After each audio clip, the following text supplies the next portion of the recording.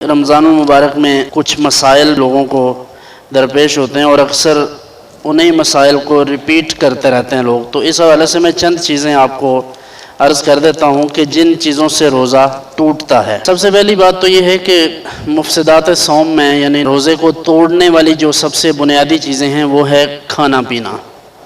اگر کسی نے جان بوجھ کر کھا لیا پی لیا یا مقاربت کر لیا عمل تزویج کر لیا تو اس سے اس کا روزہ ختم ہو جائے گا جبکہ اسے یاد ہو. ایسا نہیں ہے کہ بھولنے سے، اگر بھول کر کچھ کھایا پیا تو اس سے روزہ نہیں ٹوٹے گا. اس کے بعد حقہ، یہ چونکہ عام مسئلہ ہے، حقہ وغیرہ پیتے ہیں لوگ، سگریٹ بھی پیتے ہیں، سگار وغیرہ اور یہ سب چیزیں. تو ان کے بارے میں بسا اوقات لوگ یہ سمجھتے ہیں کہ یہ صرف دھواں ہے. یہ دھواں نہیں ہوتا، صرف اس کا باقاعدہ ذائقہ ہوتا ہے.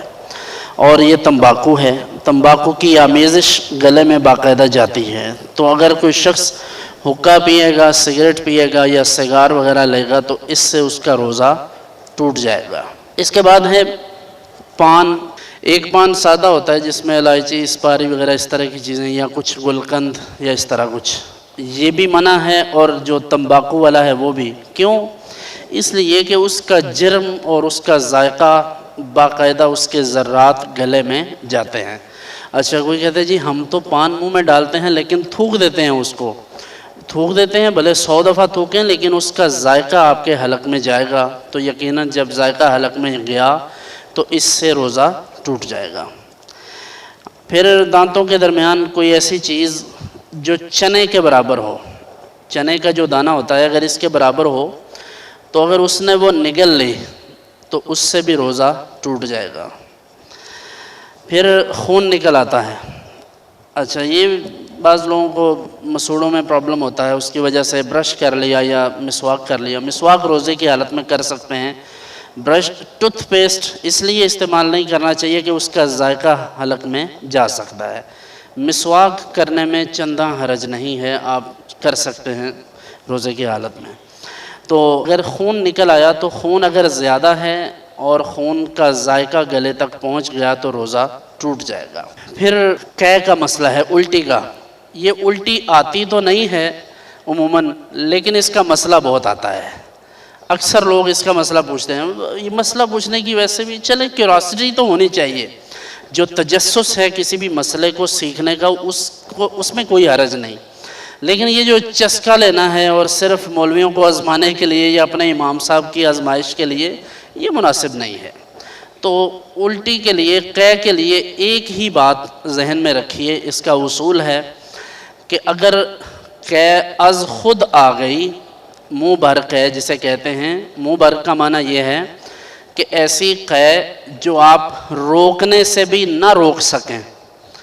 تو ایسی قے اگر آ گئی اور آپ نے خود نہیں قے کی یعنی انگلی ڈال کر یا کوشش سے نہیں، تو اس سے بھی روزہ نہیں ٹوٹے گا.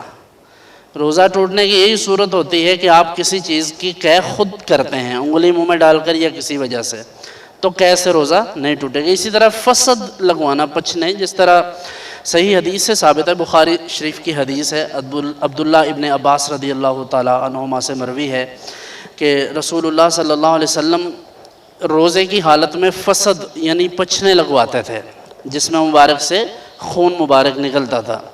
تو اس کا مطلب یہ ہے کہ روزے کی حالت میں کسی کو خون دینا، یہ اس صورت میں ایک چیز پیش نظر رہے کہ اگر آپ نے اتنا خون دے دیا کہ آپ کو ویکنس ہو جائے اور آپ کا روزہ خراب ہو تو یہ مکروہ ہے.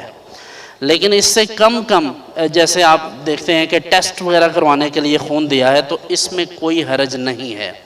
روزے کی حالت میں ٹیسٹ کے لیے خون دینا، بلڈ سیمپل دینا، یہ جائز ہے. پھر اسی طرح روزے کی حالت میں انجیکشن کا مسئلہ بھی بہت معرکۃ الآراء مسئلہ ہے، جس میں ہمارے تھڑوں پر بیٹھنے والے، پنچایتوں میں بیٹھنے والے مفتیان کرام اپنی عقل سے فیصلہ کرتے ہیں. تو اس میں بھی حرف آخر یہی ہے. میں پہلے بھی یہ بات عرض کیا کرتا ہوں کہ انجیکشن سے روزہ نہیں ٹوٹتا. البتہ یہ کوشش نہیں کرنی چاہیے کہ آپ کو دن میں گلوکوز کی کمی محسوس ہوئی تو سوچا کہ چلو ایک آدھ ڈرپ لگوا لیتے ہیں.